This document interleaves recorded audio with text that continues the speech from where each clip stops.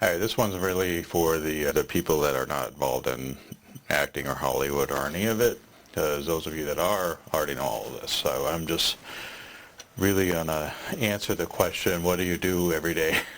That's it. That's what I'm going to talk about. What is it like to be a working actor? So just to start this off, I do acting is my full-time thing now. Now, that doesn't mean I don't do other things. It means that my primary focus is acting. I think every working actor has something going on the side. I don't see how you could do it without that. Now, once you get to a certain level and you pull in big contracts consistently, then you're probably going to be able to drop some of the other things on the side. So the question is, what is it that you're doing on the side? Fortunately, I'm in a two-income family. I'm able to do a lot more acting than I think people who might be single or people who, who don't have a great income coming in. We have a pretty good income coming in. Now, we couldn't live entirely on my wife's income, but as long as I'm bringing in a certain amount every month, then we're fine. My income is incredibly unpredictable, so I've got to be able to bring in work anywhere that I can find it. Now, there's a trope that an actor is also a waiter, is also all these other things. So far, I don't know that I could be. I think certain parts of the service industry I could probably get work, but I tried getting work in the service industry, and it didn't. They don't want people my age, so it's not really even an option for me. So the other thing about the service industry or retail or some of these other jobs is that they are very strict on schedules. And with acting, you don't know what tomorrow is going to be. So you can't easily work even a part-time job without it getting in the way of the acting gigs. It's a struggle. What I do is I was a marketing consultant for a lot of decades, so I will do marketing freelance jobs as they come up. I still keep a retainer. There's like a retainer or two that I keep that kind of brings some money in. And then I recently got my substitute teaching certification, so I'm going to be doing that. The great thing about that, first of all, I love kids. My wife's a teacher. I grew up with teachers. My aunt was a teacher. My mom taught for a while. And teaching comes very naturally to me. One of my favorite things to do is run games for kids and facilitate activities. I'm big on that stuff. So this is great for me. But the good thing about substitute teaching is that you can pick and choose your days. So like if I have, again, it can be last minute. So if I don't know if I'm working tomorrow and I wait and I don't get anything from a casting agent that day, then I can go ahead and say tomorrow I'll work at a school. So if I'm not on a set, I'm at a school. That means income's going to be coming in much more regularly. So that's one cheat code. Everybody does something different, though. There are a lot of these kind of gig apps where, a lot of people do Uber, a lot of people do, there's like warehouse work gig apps and things like that. So I think other actors just find work wherever they can to pay the bills, but their chief focus is acting. That's true for me, too. What does my day-to-day look like? If it's a set day, I'm going to set. That's basically all I'm doing. Set calls lately for me are usually morning calls, so you'll get the call sheet, which is the instructions for the next day, where to show up and who's all involved and everything. You'll get that the night before, sometimes late the night before. So they're supposed to give you like 12 hours, and sometimes you don't. And I know these assistant directors that are putting these together, there's a lot that goes into them, and I'm sure they get them out as soon as they can. But I'm sitting there waiting on my phone. Do I go in tomorrow? Am I working tomorrow? I just had to uncouple that "am I working tomorrow" thing. I'm just going to always assume I'm working tomorrow. And that's just fine. It's easier. Then the information comes in. Great. I'll go to bed. The next morning I'll go up and go do my shoot. So set days, as soon as I know what I'm doing the next day, I will pack the clothes that are appropriate for the wardrobe. I have a garment bag that I just have that I tend to get the same kinds of rolls, so I keep the clothes that I generally use in that garment bag. And I go to set. I will have a protein-heavy breakfast.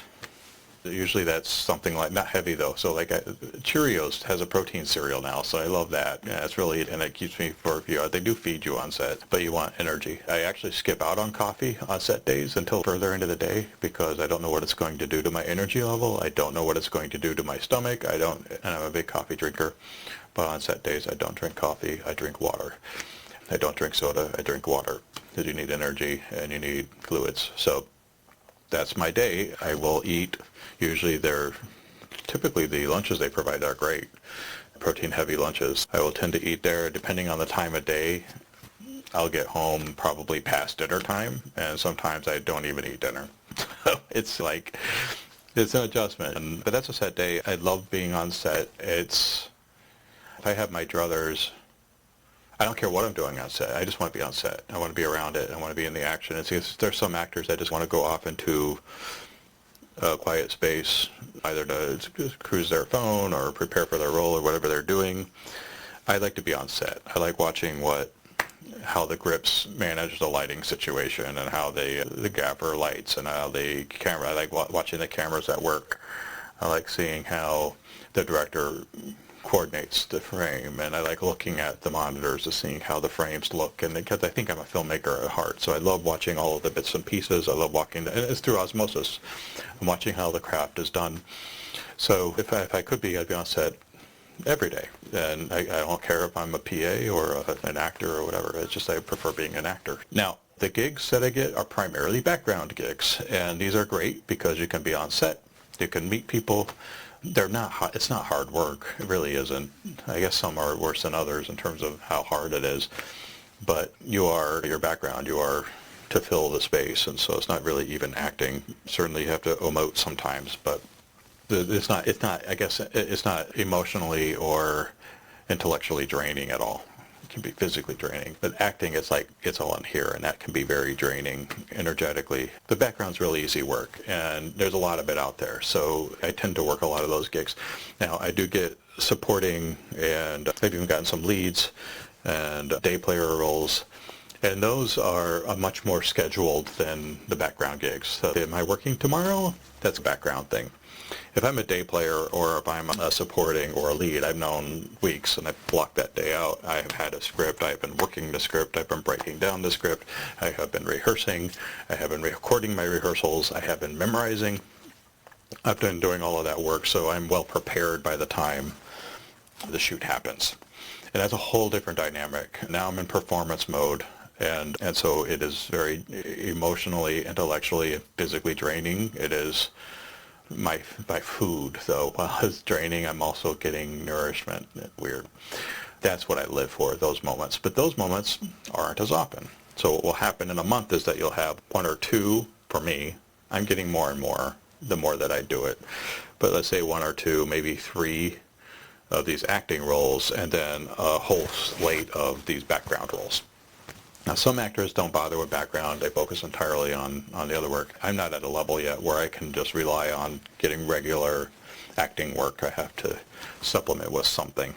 And if that something is low pay, that's fine as long as I'm on set. When the school season starts up, I'll probably be replacing a lot of the background work with school work because it pays better, which would allow me to work more speaking roles because I don't necessarily care about, I could get a lot of speaking roles if I don't want to get paid. So I could probably get some student productions squeezed in or independent productions that can't pay, and then I can get experience. But I'm also getting food on the table because I'm doing these substitute teaching gigs. All that to say, it's a balance. That's what a set day looks like. Now, a non-set day, some might say it's a day off, and I'm working my ass off on non-set days because that's my opportunity to hone my work and my craft. I'm usually preparing for a speaking role. I'm also doing my own projects, my own production projects. So I'm writing, I'm doing shot lists, I'm doing setup, lighting setups, and all of that as well. So a non-set day, I'm getting up at the same time. I usually get up at 6. And I will go through the breakdowns. And the breakdowns are job listings, basically. The most prominent one is Actors Access. That's the one that everybody uses. It's a controversial one because they penny pinch everywhere, dollar pinch, 20s of dollars pinch, and everything costs to use it. All these platforms cost a subscription fee. We don't make any money anyway, but we had to pay out for all of these boards, and we had to pay out to put media on these boards, like headshots and reels and things like that. And it gets expensive, but you have to do it. That's where the jobs are. So these job listings will come in, and you can filter it based on age, based on look, based on a variety of things, and you just go through them. And if it's something that you're appropriate for, you submit. The casting director on the other side looks at all the submissions, and then if they like you, or you might work, they'll reach out to you and say either, are you available on these dates? That's called an avail. That doesn't mean you have the work, but it means if you are currently available, let me know. Sometimes they'll ask you to pin it. Can you please hold these dates? And that's a little harder to do sometimes, but you can, and I do. And then, or they'll ask for an audition. If it's an audition, it's a self-tape situation. Usually, I have gone to in-person auditions, but generally it's self-tape. That means I have my camera set up here. I do the audition for the camera, and then I cut it on my editing software, and then I submit it. Sometimes I might get no auditions that day. Sometimes I might get 10 auditions that day. And there's usually a deadline. Rule of thumb is to get the audition in as quickly as you can, within reason. What I'll do if I get an audition is I will, first of all, I'm going through all the breakdowns that I'm submitting everywhere that I can.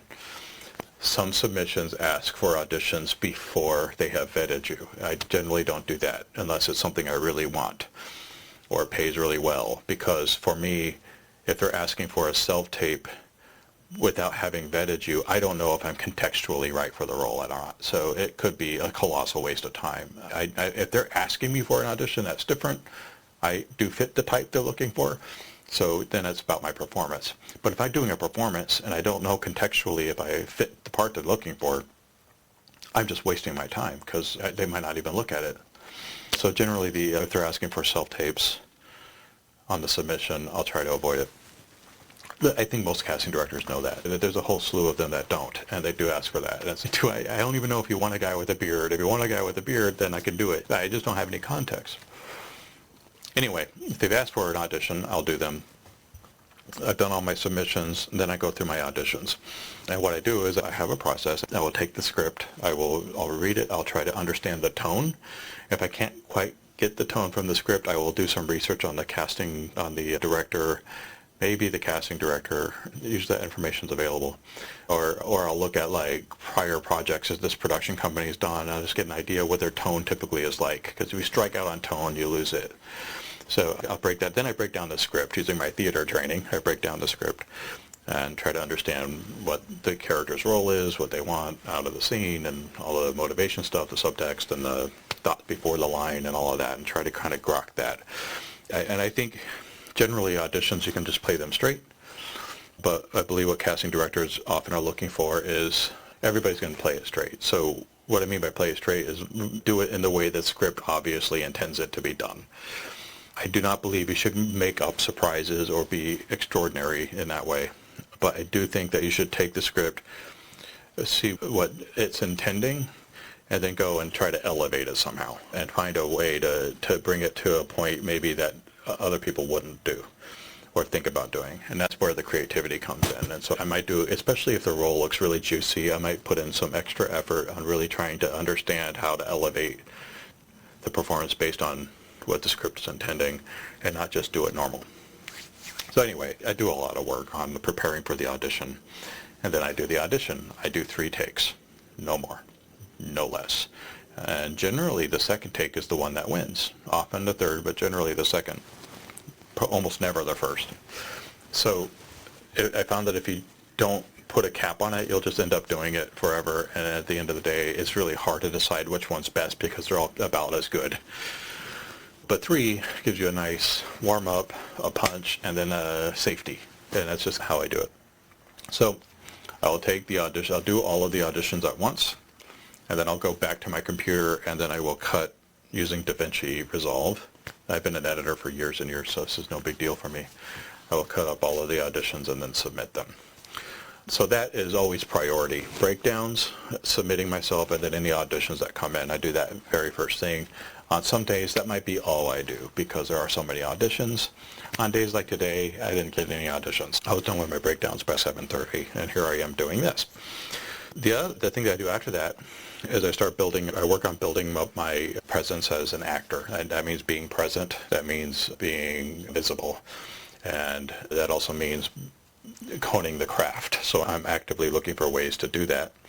Sometimes it might mean doing like a Substack. Sometimes it might mean getting onto Facebook groups and interacting with folks. And sometimes it might mean going to an event. But anyway, I'm just trying to watching a video, taking a class. I take stunt classes, for example, stuff like that. So I'm trying to just elevate myself as an actor. There's some administration that happens, like I need to, did I get paid for the last gig I did 2 weeks ago? Are my headshots up to date? Do I need a new reel? I've been getting a lot of opportunities for this kind of role. What assets can I build to help with that? So I'm building up my acting profile. And that can take all day if I wanted to, or it can be just a few little things I'm going to do that day. But I'm tracking the work, and I have a list of things I need to get through. When that's done, then I move on to my projects. I've got 3 big projects happening now. I have a lot on the back burner. The first one is produced and ready, so I'm working on what my distribution looks like for that. That's Listen, which is a found footage horror feature, just me and a camera. The strategy here is probably going to be around film festival circuit, so I'm looking for places to submit it. I might do some fundraising, but it'll be to do a screening event. Since the movie's already done, I don't really need money for it. I just need money to screen it and distribute it. So that's one project. Another project is Mama Special Red Sauce, which is a short. There's an actor that's coming in on this with me, going to produce it. The script is ready. I've been breaking down the script, starting to build out the shot list, starting to test lighting, looking at locations.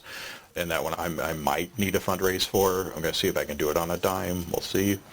And then the third project is a feature. It's super ambitious, which is The End is Trending, which is basically the end of the world brought by a monster, an elder god, by way of TikTok. So all of these projects are in different phases, and I'm pushing them through.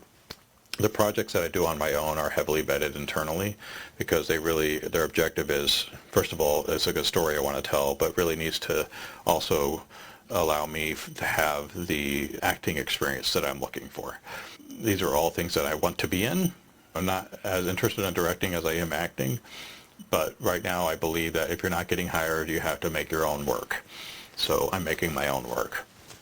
I do really like producing though. It's fun, and I think I like filmmaking. I like cameras, and I like framing stuff, and I have some of the gear. I don't have great gear, but I have some gear. That's where I'm at. I think New Hollywood's going to look like that. It's going to be a lot of people like me making their own stuff. I'll do a whole lot more on that on another talk. But anyway, that's my own projects. I'm working on them, and I'm doing a lot of that during the day. And then at night, I stop and unwind, and I'm doing submissions throughout the day. And so that's basically what it looks like. Now, like this last week is a really good example of how things went down. I started the week with no bookings, except for a supporting role in an independent movie called Brick Nash, which is like this sort of street action movie, which is really cool because I'm playing the name was The Mysterious Man, and I'm playing basically the cancer man from X-Files. In the shadows, never see his face, talks low, and has all the information, and wears a suit, right? So like the spook type of character. It's just great. It's the kind of role I love. And I had that lined up. It was scheduled for Sunday, this last Sunday. So I had that blocked out. 4 weeks that was blocked out. And I didn't really have anything else just lined up this week. And then some extra work came in, and then I was like, oh, great. You do enough of this extra background work, you get on casting directors lists, and they just text you, are you available? And yeah, it happened to be available. I had a gig booked in. It was going to be for Saturday and Monday, so like straddling the day player day. And I was like, great, I got a lot of work this weekend. And I was working on some project stuff and other things in the meantime. And so when the call for Saturday, I was waiting for the call sheet. I knew I was working on Saturday, so Friday night I was waiting to get the background call sheet, to see when and where it was going to be. And come about 8 o'clock, I still hadn't heard, which was a little late. And sometimes what that means is that the call's not going to be until the afternoon, because again, they try to give you 12 hours notice. And so I was like, oh, maybe it's going to be in the afternoon. And then I get a call sheet from the production, the supporting role thing for Brick Nash, and I was like, wait. And I went through my notes, and I was like, oh, this was booked on the 18th, on Sunday, not on Saturday. And so I was double booked. And they had made a mistake. It was an honest mistake. And I didn't follow. Usually I'll follow up ahead of time to make sure that the schedules hadn't changed, because they often do. So I was double booked, and I had to back out of the extra work I had just accepted. And I was like, wait, maybe if it's in the afternoon, I can do both because they only need me in the morning. And then I got the call sheet for the extra work, and it was in the morning, so I was double booked. And I felt terrible because I had to back out of something I'd committed to, which you should never do. And I was very apologetic, and fortunately, that casting director was fine. She said, no, it's okay, and things happen. So I did my job on the set on Saturday, and then that casting director got me another gig for a production on that Sunday, so I ended up working again. So it all worked out. But anyway, that's what a day-to-day is like. That's what it's like. And there's constant paperwork being flown around. There's constant bookings and avails and all this other stuff. And I haven't even talked about my agent. I have an agent, and she'll be sending me stuff sideways. And if it's agent, that immediately gets prioritized to number one thing. I do it as quickly as possible because she needs to get paid too. I'll talk more about agents on another thing. But in general, we are, well, let me look at the time. I feel like I've been talking for a long time. I have been. I've been talking for 24 minutes. That was it. That was basically a day in my life. That's what it's like to be a working actor right now. I am, on a good month, pulling in thousands. On a bad month, I'm pulling in hundreds. And it's critical for me to have other work. I'm hoping that the season will pick up in the fall. It was really slow this summer. I already feel a little bit of momentum. And there will be another talk, I think, about the industry state. That's a whole other discussion. So if you're curious, that's what it's like to be a working actor right now. Thanks for watching.